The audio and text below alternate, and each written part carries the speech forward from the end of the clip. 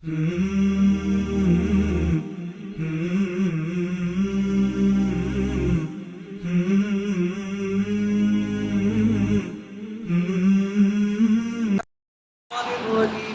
الله الرحمن الرحيم لا خير في كثير من نجواهم إلا من أمر بصدقة أو معروف أو إصلاح بين الناس ومن يفعل ذلك ابتغاء مرضات الله فسوف نؤتيه أجرا عظيما. سورہ نساء کی آیت نمبر 114 ہے. ترجمہ ہے: عام لوگوں کی اکثر سرگوشیوں میں خیر نہیں ہوتی. سرگوشی جانتے ہیں؟ کان میں کوئی بات کہنا، اس کو کیا بولتے ہیں؟ سرگوشی.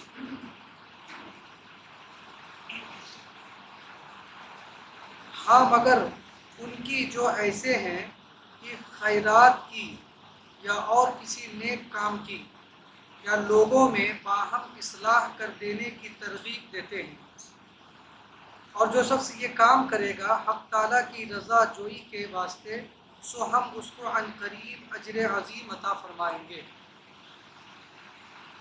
اللہ تعالیٰ فرماتے ہیں کہ لا خیر فی کثیر من نجواہم، یعنی عام لوگ جو باہم مشورے کرتے ہیں، عام لوگ جو باہم ایک دوسرے سے گفتگو کرتے ہیں، منصوبے بناتے ہیں، عام طور پر اس کے اندر کوئی خیر اور بھلائی نہیں ہے، اس کے اندر ثواب نہیں ہے، کیونکہ وہ عام طور پر دنیاوی فائدے کے لیے، دنیاوی نفع کے لیے ہوتے ہیں.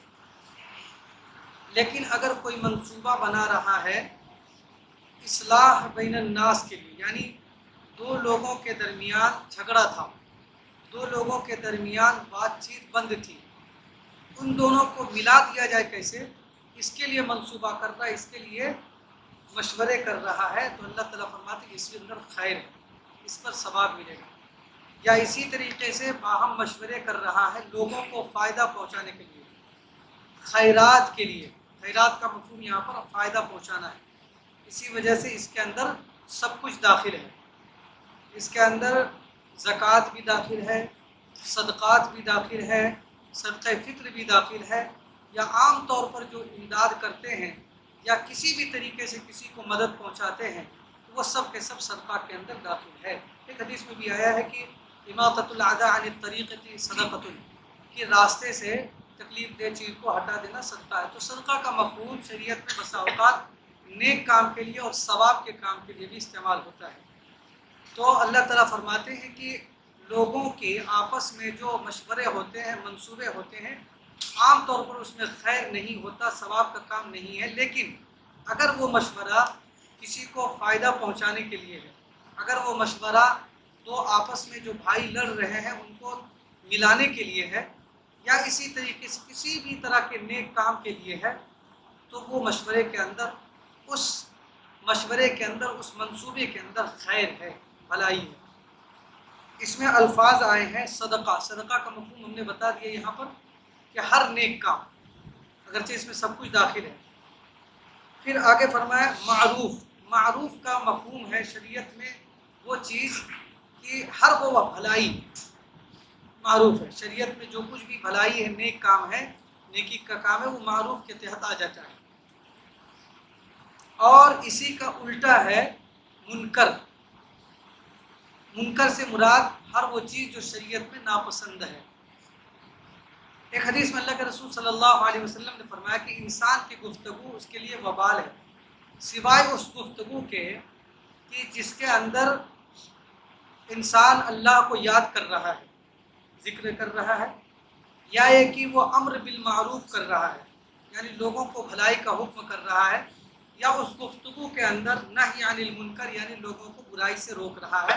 تو اس گفتگو کے اندر یہ گفتگو انسان کے لیے وبال نہیں ہوگی، بلکہ یہ گفتگو انسان کے لیے باعث نجات ہوگی، باعث ثواب کا کام ہوگا. اس کے اندر دو لفظ ہے، ایک صدقہ کا لفظ ہے معروف، اور ایک تیسرا لفظ ہے اصلاح بین الناس، لوگوں کے اندر صلح کرانے کے لیے. اصلاح بین الناس کی جو فضیلت ہے، یعنی دو مسلمان بھائی آپس میں بول چال بند کیے ہوئے ہوں تو ان کے درمیان ملاپ کر دینا، اس کی بڑی اہمیت ہے۔ ایک حدیث میں اللہ کے رسول صلی اللہ علیہ وسلم نے صحابہ کرام سے دریافت کیا، یا رسول کہ بتاؤ تم لوگ، کیا میں تم کو ایسا عمل نہ بتلا دوں جو کہ نماز اور صدقات سے بھی بڑھا ہوا ہے؟ ظاہر سی بات، یہاں پر نماز سے مراد فرض نماز نہیں ہے، نوافل، صدقات سے مراد بھی نوافل، صدقہ نافلہ ہے۔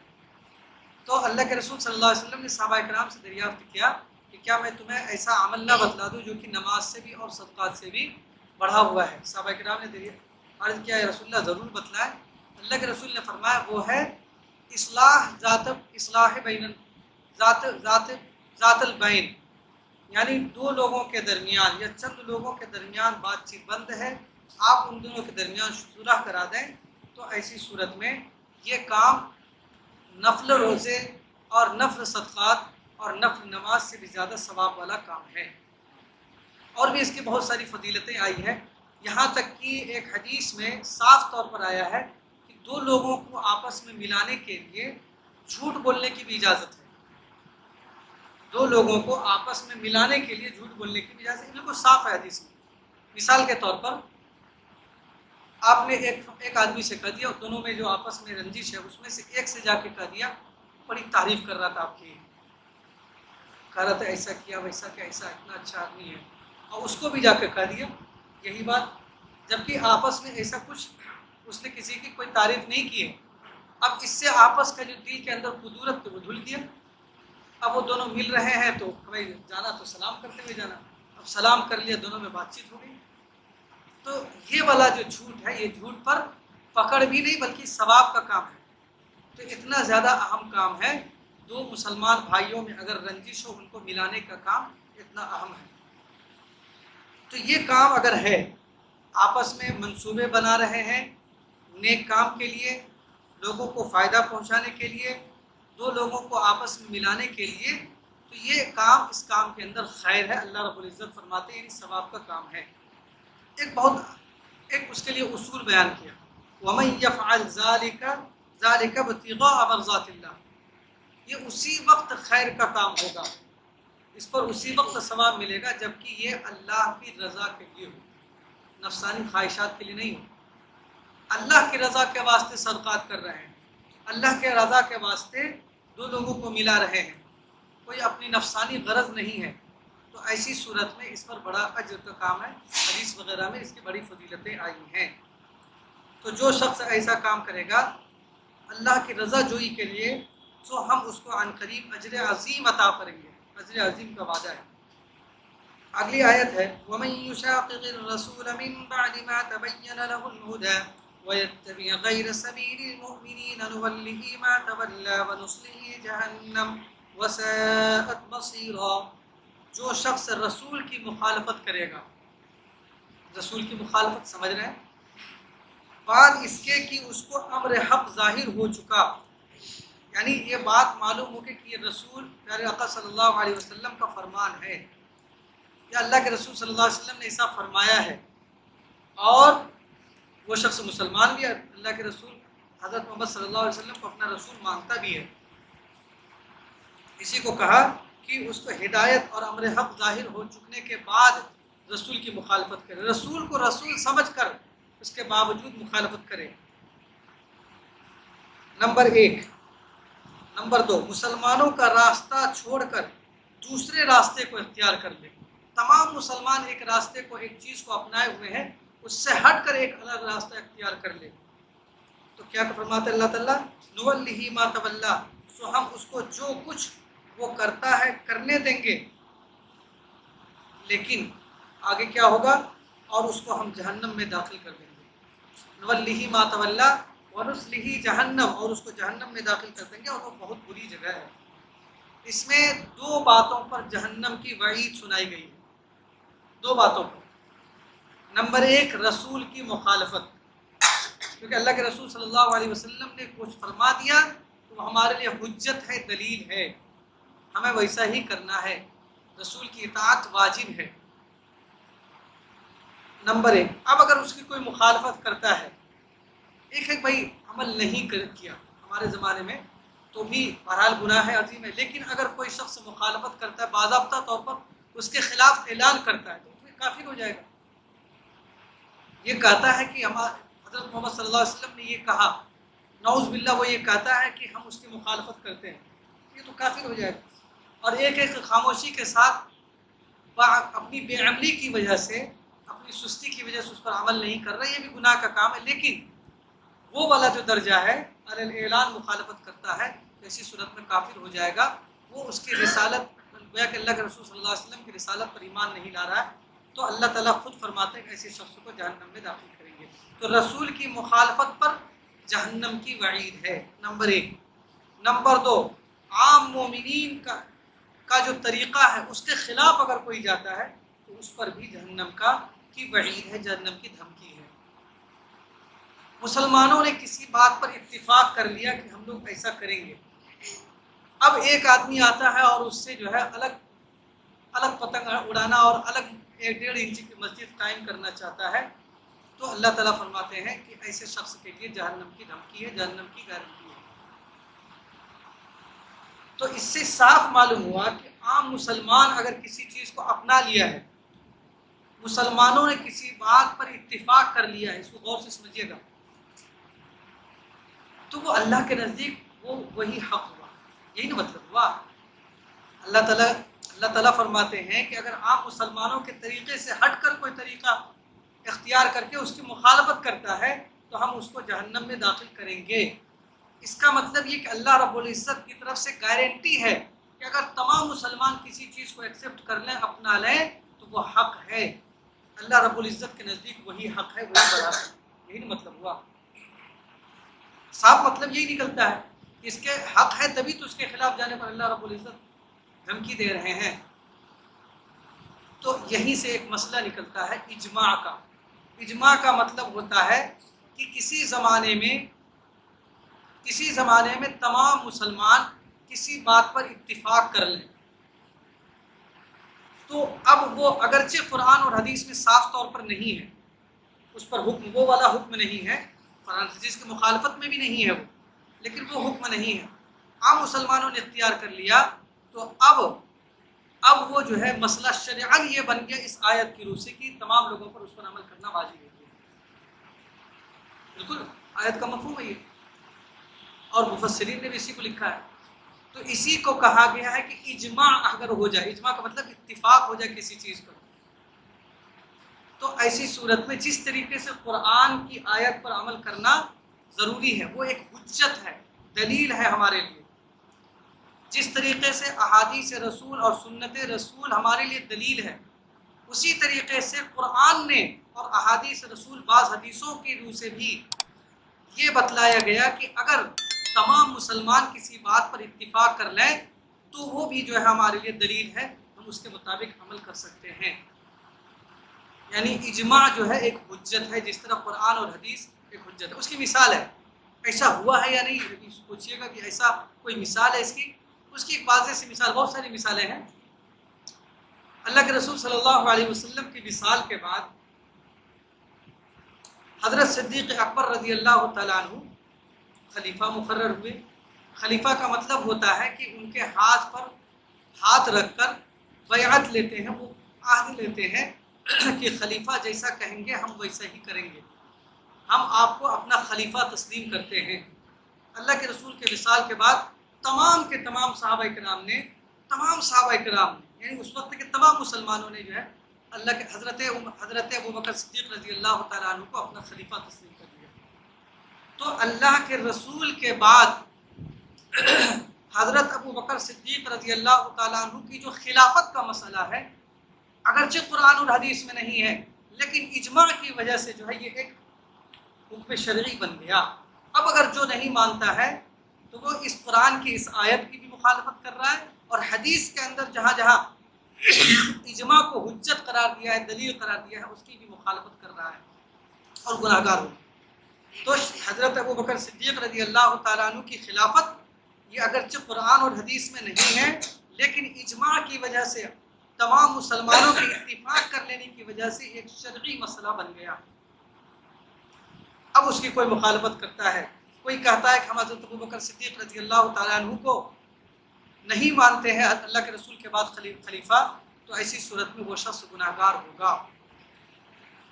اور اسی سے یہ بات بھی سمجھ میں آ گئی کہ تمام صحابہ کرام نے، جو کہ امت کے قیامت تک آنے والے امت کے افراد میں سے بہترین افراد تھے وہ لوگ صحابہ کرام، ان لوگوں نے جب کسی چیز کو اتفاق کر لیا تو اللہ رب العزت کے نزدیک بھی یہی منظور تھا، اللہ کو بھی یہی منظور تھا، یہی پسند تھا۔ اور اس وجہ سے کہ اللہ کے رسول صلی اللہ علیہ وسلم نے بھی گارنٹی دی ہے اس امت کے بارے میں کہ لا یستمیع امتی علی الضلال، کہ میری امت کسی گمراہی پر کبھی اکٹھی نہیں ہو سکتی ہے، یعنی کسی ناجائز بات پر ایک اتفاق نہیں کر سکتے سارے کے سارے لوگ۔ اگر کسی بات پر اتفاق کیا ہے تو ضرور بھی ضرور اللہ رب العزت کے نزدیک وہی چیز حق ہے اور وہی پسندیدہ ہے۔ نولہ ما تولی ومن یتبع غیر سبیل المؤمنین نولہ ما تولی ونصلہ جہنم۔ یہ ایک مسئلہ تھا، فقہ کا مسئلہ ہے، اس کے بہت ساری اور بھی گہرائی تک ہے، جو موٹی موٹی بات تھی وہ ہم نے آپ حضرات تک پہنچا دی۔ تو جس طریقے سے قرآن حجت ہے، حدیث ایک حجت ہے، اسی طریقے سے قرآن اور حدیث نے ہمیں بتایا کہ اگر تمام مسلمان کسی بات کو اپنا لیں تو وہ بھی ایک حجت ہے، اس کے مطابق بھی عمل کرنا واجب ہے، اس کی مخالفت صحیح نہیں ہے۔ وَمَن يُشَاقِقِ الرَّسُولَ، اور جو شخص رسول کی مخالفت کرے گا بعد اس کے کہ اس کو امر حق ظاہر ہو چکا تھا اور مسلمانوں کا راستہ چھوڑ کر دوسرے راستے کو ہو لیا، تو ہم اس کو جو کچھ وہ کرتا ہے کرنے دیں گے، یعنی یہاں دنیا کے اندر ڈھیل دے دیں گے، لیکن آخرت میں اس کو جہنم میں داخل کریں گے، اور وہ جہنم بہت بری جگہ ہے، وساعت مسیرہ، لوٹنے کے لیے بہت بری جگہ ہے۔ آگے اللہ تعالیٰ فرماتے ہیں ان اللہ لا یغفر ان یشرک به ویغفر ما دون ذلک لمن یشاء ومن یشرک باللہ فقد ضل ضلالا بعیدا۔ بے شک اللہ تعالیٰ اس بات کو نہیں بخشیں گے کہ اس کے ساتھ کسی کو شریک قرار دیا جائے۔ اللہ تعالیٰ کے ہاں ہر گناہ کی بخشش ہے لیکن شرک کی بخشش نہیں ہے۔ قانون بنا دیا اللہ تعالیٰ، کر سکتا ہے، سکنا الگ چیز ہے، لیکن اللہ رب العزت نے قانون بنا دیا ہے، قانون بنا دیا ہے۔ یا انسان جو ہے ابھی کوئی کسی کمپنی کا مالک ہے، وہ تو بہت کچھ کر سکتا ہے، وہ جو ہے کسی امپلائی کو گھر بیٹھا کے بھی تنخواہ دے سکتا ہے، لیکن اس کے اصول بنا ہوا ہے کہ 1 مہینہ لگاتار جو نہ کرے گا ہم اس کی چھٹی کر دیں گے، تو وہ وہی کرے گا، کر سکتا ہے۔ تو اللہ رب العزت کر سب کچھ سکتے ہیں، لیکن اس نے اپنا اصول قرآن نے بیان کر دیا قرآن کے اندر کہ ہم جو شخص شرک کرے گا، میرے ساتھ کسی اور کو عبادت میں شریک گردانے گا، ہم اس کی بخشش نہیں کریں گے، کبھی نہیں کریں گے۔ وَيَغْفِرُ مَا دُونَ ذَلِكَ، اور اس کے علاوہ جو بھی گناہ ہے وہ اس کی مرضی کے اوپر ہے، وہ چاہے تو بخش بھی سکتا ہے۔ وَيَغْفِرُ مَا دُونَ ذَلِكَ، اور جتنے گناہ ہیں اور اس کے علاوہ جتنے گناہ ہیں جس کے لیے منظور ہوگا وہ گناہ کو بخش دیں گے، لمن یشاء، جو جس کو چاہیں گے بخش دیں گے۔ اس کے لیے قرآن حدیث میں ڈھیر ساری باتیں ہیں، فلاں کام کر لیا تو یہ گناہ بخش دیں گے، فلاں کام کر لیا تو یہ بخش دیں گے، اس کی مرضی ہے۔ فلاں کام کر لیا تو اس کی وجہ سے یہ گناہ کو بخش دیں گے، وہ اس کی مرضی ہے، جس کو چاہے وہ قیامت میں بخش دے گا۔ وَمَن يُشْرِكْ بِاللَّهِ فَقَدْ ضَلَّ ضَلَالًا بَعِيدًا، اور جو شخص اللہ تعالیٰ کے ساتھ شریک ٹھہراتا ہے وہ بڑی دور کی گمراہی میں جا پڑا۔ إِن يَدْعُونَ، شرک ہے کیا چیز؟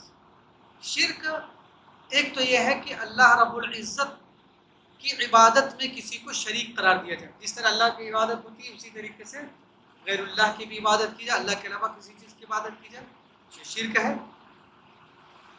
اللہ کے کام میں جو کام کی اللہ خود کرتا ہے اس کے علاوہ کوئی نہیں کر سکتا ہے، اس کام میں کسی کو برابر قرار دے دیا جائے۔ رزق اللہ رب العزت دیتے ہیں، اب روزی کا مالک کسی اور کو مان لیں، یہ شرک ہے۔ بیمار ڈائریکٹ اللہ رب العزت کرتا ہے، اس میں سبب بن سکتا ہے، سبب کہہ سکتے ہیں فلاں چیز کھائے تو یہ ہو گیا، یہ کہہ سکتے ہیں، لیکن ہمیں یہی ہمارا مسلمانوں کا عقیدہ یہی ہے کہ بیمار کرنے والی ذات اس کی ہے، شفا دینے والی ذات اس کی ہے، اولاد جو ہے وہ جس کو چاہتا دیتا ہے، کسی اور کو اولاد دینے والا سمجھنا یہ غلط ہے۔ بظاہر سبب میاں بیوی ہے لیکن حقیقت میں دینے والی ذات اللہ کی، مسلمانوں کا عقیدہ ہے۔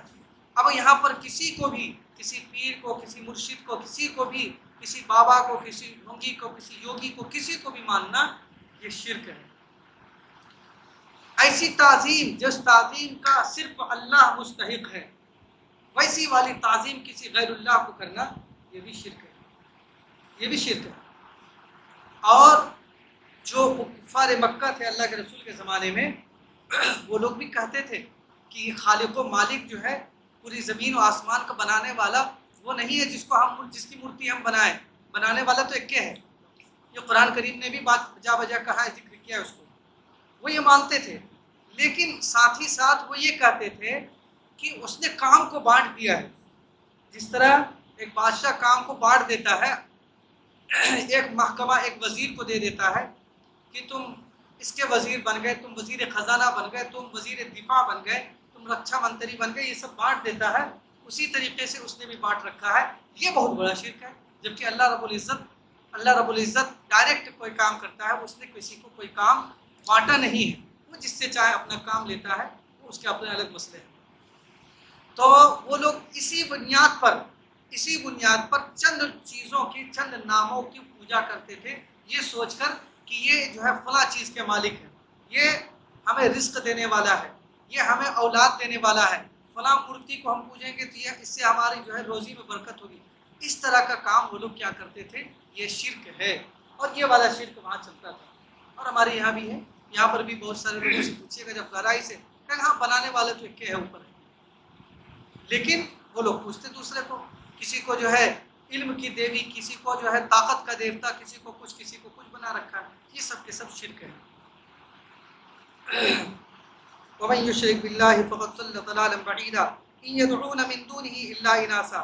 یہ لوگ جو خدا کو چھوڑ کر چند زنانی چیزوں کی عبادت کرتے ہیں، اور صرف وہی دیوتا نے دیویوں کی جو عبادت کرتے ہیں، وہ لوگ، وہ کفار مکہ میں بھی تھے ایسی خواتین، مطلب عورتوں کے کچھ نام تھے جس کو وہ لوگ پوچھتے تھے، اور یہاں پر تو جانتے ہی ہیں علم کی دیوی تو فلاں فلاں درگا میاں وغیرہ وغیرہ۔ وَإِن يَدْعُونَ إِلَّا شَيْطَانًا مَرِيدًا، اور صرف شیطان کی عبادت کرتے ہیں جو کہ حکم سے باہر ہے۔ یہ کسی چیز کی بات ہے، شیطان کے کہنے پر ایسا کر رہے ہیں۔ لعنہ اللہ، جس کو اللہ تعالیٰ نے اپنی رحمت سے دور ڈال دیا ہے شیطان کو، اور اسی شیطان کے یہ لوگ بات مان کر اس طرح کے کام کر رہے ہیں۔ اور جس نے یوں کہا تھا کہ میں ضرور تیرے بندوں سے اپنا مقرر حصہ اطاعت کا لوں گا۔ شیطان جب جنت سے نکلا تھا تو اس نے کیا کہا تھا؟ مہلت مانگی تھی اللہ رب العزت سے کہ میں تمہارے آپ کے بندوں کو بھٹکاؤں گا، اس کے آگے سے پیچھے سے، یہ سب جو ہے قرآن کریم میں ساری تفصیلات موجود ہیں۔ اللہ رب العزت نے کہا کہ جا جو کرنا ہے کر لو، لیکن میرا جو اپنے بندے ہوں گے، اللہ عباد اللہ المخلصین، میرے جو مخلص بندے ہیں اس پر تمہارا کوئی بس نہیں چلے گا، اس پر تمہارا قابو نہیں چلے گا، وہ کامیاب ہیں، کامیاب ہی رہیں گے۔ تو بہرحال اسی پر اللہ رب العزت نے ذکر کیا ہے کہ جس شیطان نے یوں کہا تھا کہ میں ضرور تیرے بندے سے اپنا حصہ اطاعت کا لے لوں گا، وَلَأُضِلَّنَّهُمْ وَلَأُمَنِّيَنَّهُمْ وَلَآمُرَنَّهُمْ فَلَيُبَتِّكُنَّ آذَانَ الْأَنْعَامِ وَلَآمُرَنَّهُمْ فَلَيُغَيِّرُنَّ خَلْقَ اللَّهِ وَمَن يَتَّخِذِ الشَّيْطَانَ وَلِيًّا مِّن دُونِ اللَّهِ فَقَدْ خَسِرَ خُسْرَانًا مُبِينًا۔ اور یہ کیا کہا تھا اس نے؟ اور میں، یعنی شیطان کی بات نقل کر رہے ہیں اللہ رب العزت، اور اس نے کہا تھا اور میں ان کو، یعنی لوگوں کو گمراہ کروں گا، اور میں ان کو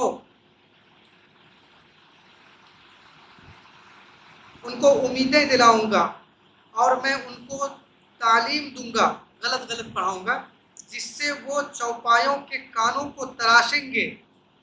کیا مطلب ہے؟ آج بھی یہاں جو ہے غیر مسلموں میں آپ نے دیکھا ہوگا کہ بہت سارے بکرے کو ایسے ہی کان کاٹ کے چھوڑ دیتے، وہ بابا وغیرہ کے نام پر۔ یہ عرب میں بھی چلتا تھا، یہ شرک ہے، کسی کے نام پر، غیر اللہ کے نام پر جانور کو ایسے چھوڑ دے۔ جو کچھ بھی ہے وہ اللہ رب العزت نے جو حکم دیا ہے وہی توحید ہے، وہی حکم ہے، باقی ساری چیزیں شرک ہے۔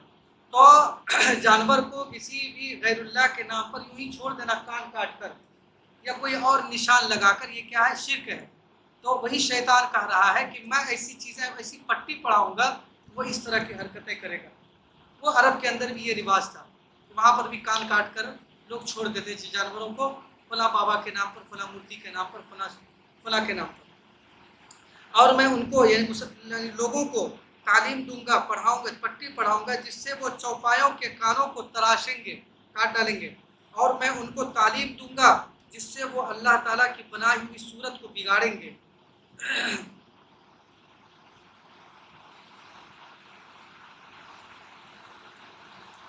اور جو شخص خدائے تعالیٰ کو چھوڑ کر شیطان کو اپنا ساتھی بنا لے گا وہ اپنا صریح نقصان میں واقع ہوگا.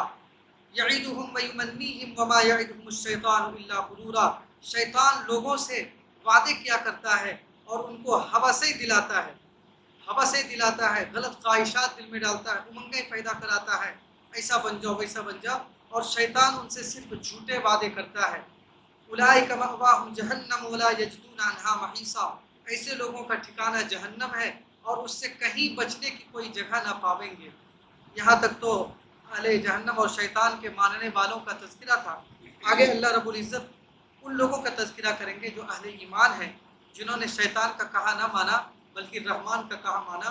ان کے لیے کیا اجر ہے اور کیا وعدے ہیں، وہ سب اللہ رب العزت آگے اگلی آیتوں کے اندر ذکر کریں گے. اللہ رب العزت ہم لوگوں کو اپنا اطاعت گزار بنائے اور شیطان کے نقش قدم پر چلنے سے ہم لوگوں کو بچائے. سبحان اللہ وبحمدہ، سبحانک اللہم وبحمدک، نشہد ان لا الہ الا انت، نستغفرک ونتوب الیک. سبحان ربک رب العزة عما یصفون وسلام علی المرسلین والحمد للہ رب العالمین.